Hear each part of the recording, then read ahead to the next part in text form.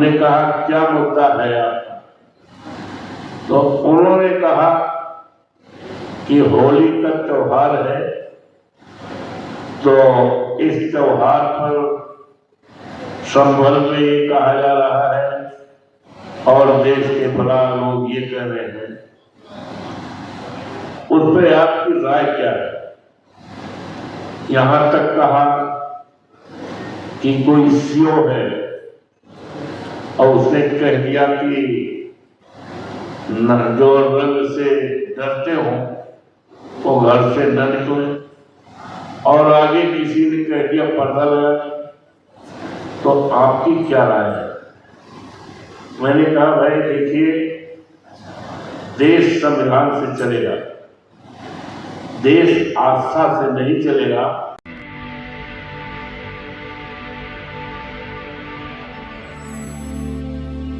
मुझे खुशी है कि देश के बहुत बड़े ज्वलंत मुद्दों पर इस संगठन ने और हमारे देश के तमाम विद्वानों को आमंत्रित करके देश के महत्वपूर्ण मुद्दों पर चर्चा करने का और उसके निदान करने के लिए जो आयोजन किया है, आयोजनकर्ताओं का मैं अभिनंदन करता हूँ, स्वागत करता हूँ। और आप सभी विद्वान लोग आए, सबको मैं प्रणाम करता हूँ। हमारी फ्लाइट भी जाना है, इसलिए मैंने पहले ही निवेदन कर लिया। और अभी हम अपने बीच में दो बहुत बड़े विद्वानों को सुन रहे हैं, उनकी विचारधारा, और मुझे खुशी है कि हमारे साथी और समाजवादी पार्टी के नेता, जिसे माननीय नेताजी बहुत मानते थे, सम्मानित साथी भाई विशंबर निषाद जी की बहुत ही दिलचस्पी है समाज को उठाने का और जो अन्याय प्रचार मौजूदा सरकारों से हो रहा है उससे छुटकारा देने का। तो मैं इनको भी विशेष तौर से उनके प्रति आभार हूँ। यूँ तो मुद्दे बहुत हैं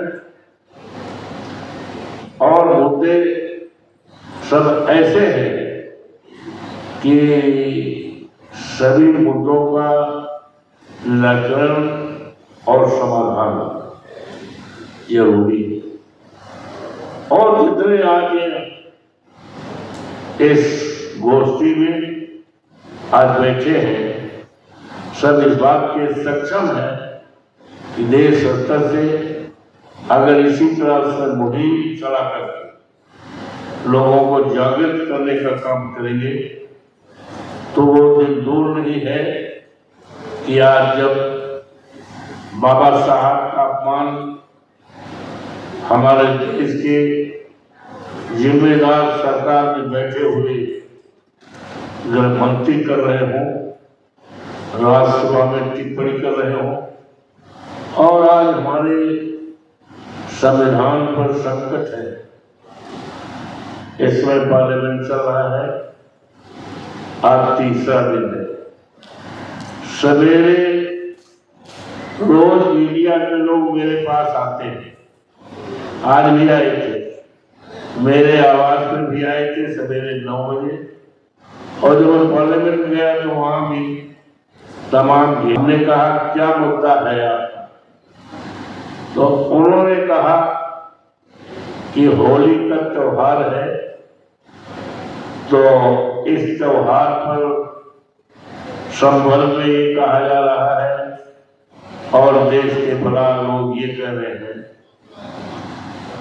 उस पर आपकी राय क्या है। यहां तक कहा कि कोई सीओ है और उसने कह दिया कि जो रंग से डरते हो वो घर से न निकले, और आगे किसी ने कह दिया पर्दा लगा। आपकी क्या राय है? मैंने कहा भाई देखिए, देश संविधान से चलेगा, देश आस्था से नहीं चलेगा, देश संविधान से चलेगा। और संविधान को बाबा साहब भीमराव अम्बेडकर ने बनाया। संविधान के प्रियम्बल में जो संविधान की आत्मा है, जिसकी शुरुआत है हम भारत के लोग, जो 26 नवंबर 49 को एडॉप्ट किया गया है, जिसमें साफ साफ लिखा हुआ है कि हमारी धार्मिक स्वतंत्रता के बारे में, उपासना के बारे में स्पष्ट लिखा हुआ है। तब ऐसी स्थिति में किसी पूजा पर, किसी उपासना पर प्रतिबंध लगाना संविधान का वायलेशन है। तो स्पष्ट बात है कि और ये त्योहार कोई नया नहीं है, न होली नया है और न नमाज नया है। ये तो बहुत दिनों से नमाज चलता रहेगा और बहुत दिनों तक ये होली का पर्व होता रहेगा। ऐसे भी अकेजन आए कि दोनों संप्रदायों के त्योहार एक ही दिन पड़े और उन त्योहारों को हमारे देशवासियों ने बहुत अच्छे ढंग से, बड़े सलीके ढंग से उन त्योहारों को मनाना चाहती है। अब नए ढंग से इस तरह का चर्चा करना, ये बाबा साहब भीमराव अम्बेडकर का जो संविधान है और संविधान के जो प्रियम्बल में है, जिसमें धर्म के आधार पर उपासना करना और तमाम फंडामेंटल राइट्स की चर्चा है, तो उसमें कोई ऐसी बात नहीं है। ये अपने त्योहार और इस पर किसी प्रकार का प्रतिबंध लगाना, ये संविधान की अवहेलना है, वायलेशन है।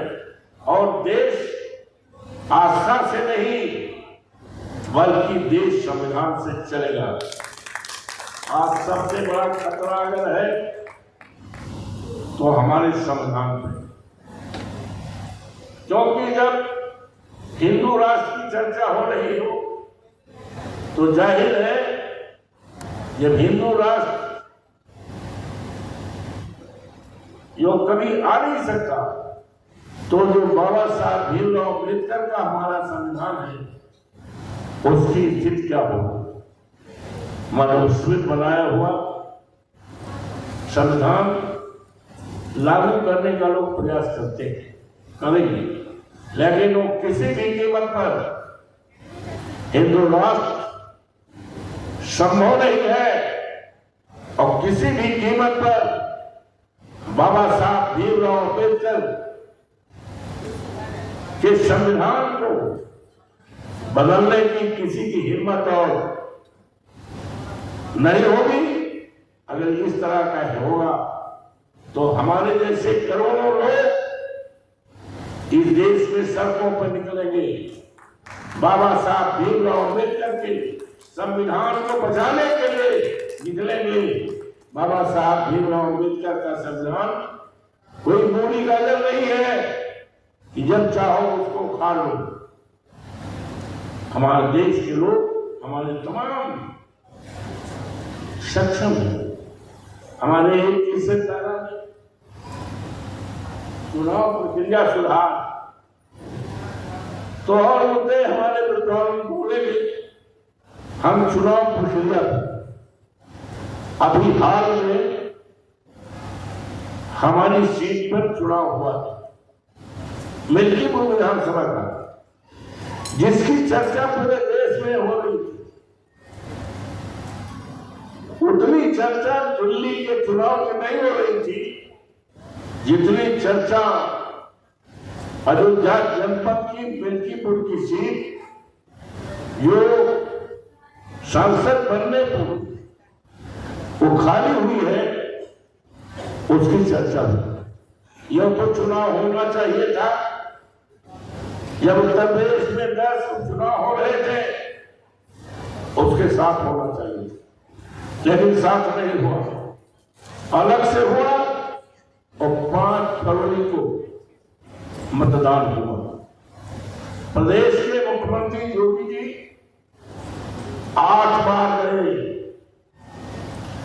16 मंत्री 3 महीने लगातार रहे, उनको इस बात की रिपोर्ट मिलती रही कि भारतीय जनता पार्टी की हालत बहुत खराब है, समाजवादी पार्टी बहुत ताकत में है, जमानत बचना मुश्किल हो जाएगा भारतीय जनता पार्टी का। तो उन्होंने नए सिरे से पीठासीन अधिकारियों को नियुक्त किया और उस पीठासीन अधिकारी में पीडीए का कोई सदस्य नहीं। ऐसे लोगों को पीठासीन अधिकारी चुनाव का कर्मचारी बनाया जो कभी न कभी भारतीय जनता पार्टी के संगठन में है। इस बात का भारत के चुनाव आयोग को, उत्तर प्रदेश के चुनाव आयोग को और तमाम सरकारी अधिकारियों को बताने का काम किया, मीडिया को बताने का काम किया कई बार, और यहां तक बताया कि फलाने लोग आपके अधिकारी बना जा रहे पीठासीन अधिकारी कि बीजेपी के संगठन में महामंत्री रहे, अध्यक्ष रहे, लेकिन हटाए नहीं। और अंत में ये हुआ कि एक तरह से लोकतंत्र पे डकैती हुई। हम लोग जब छोटे थे गांव में डकैती बढ़ती थी, जो 4 घर लूटे जाते थे, लेकिन ये मिल्कीपुर के चुनाव की डकैती ऐसी थी कि 414 बूथ सब लूट ले गए और लूटने वाला कोई दूसरा नहीं था। लूटने वाले सरकारी कर्मचारी थे, लूटने वाले वहां के डीएसपी था, वहां का डिस्ट्रिक्ट एसपी था, वहां का एसडीएम था, तहसीलदार था, और ये सारे लोग थे। और जिसमें एक प्रोजेक्ट रख दिया गया था कि आपको हर बूथ से 2-2 वोट कम से कम देना होगा।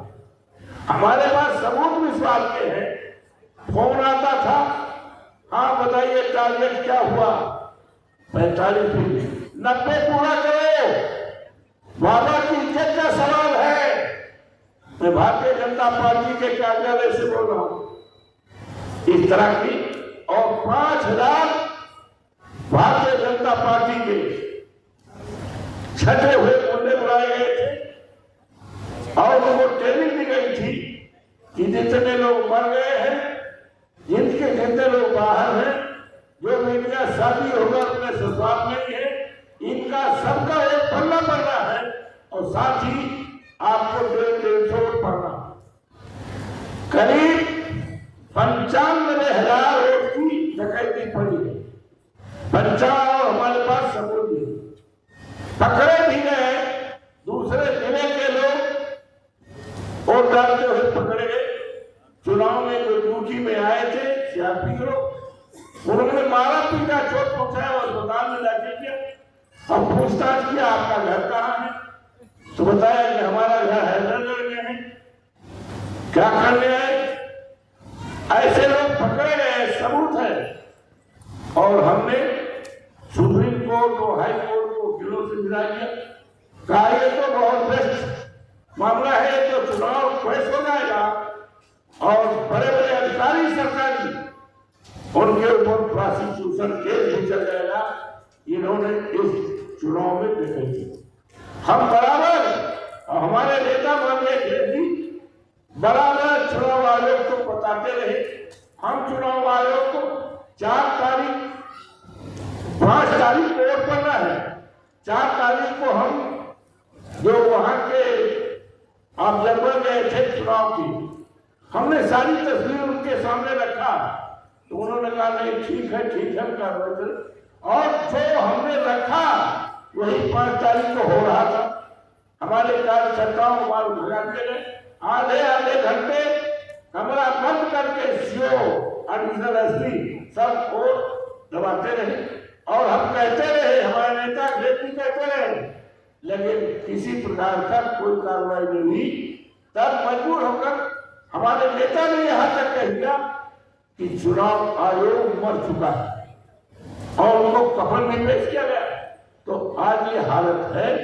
तो इस हालत को सुधारने के लिए हम अपने देश के तमाम अनुसूचित जाति के जो हमारे भाई हैं, तमाम जातियों में बता है, बाबा साहब भीमराव अम्बेडकर ने जो संविधान में सुविधा दिया है, उस सुविधा बांट के नहीं दिया कि फांसी के लिए अलग, लैलास के लिए अलग, कोरी के लिए अलग, धानु के लिए अलग, धोबी के लिए अलग, ये अलग अलग व्यवस्था नहीं है।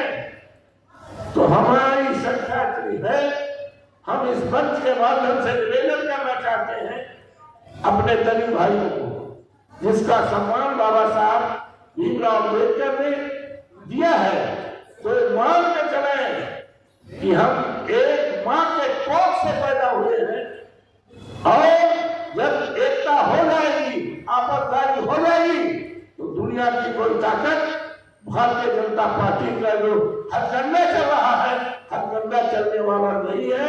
और जिस मंशा के लिए हम आप यहाँ बैठे हैं, विचार कर रहे हैं, हम अपने मंशा में पूरी तरह से सफल होंगे। इन्हीं शब्दों के साथ, क्योंकि हमें जहाज में करना है,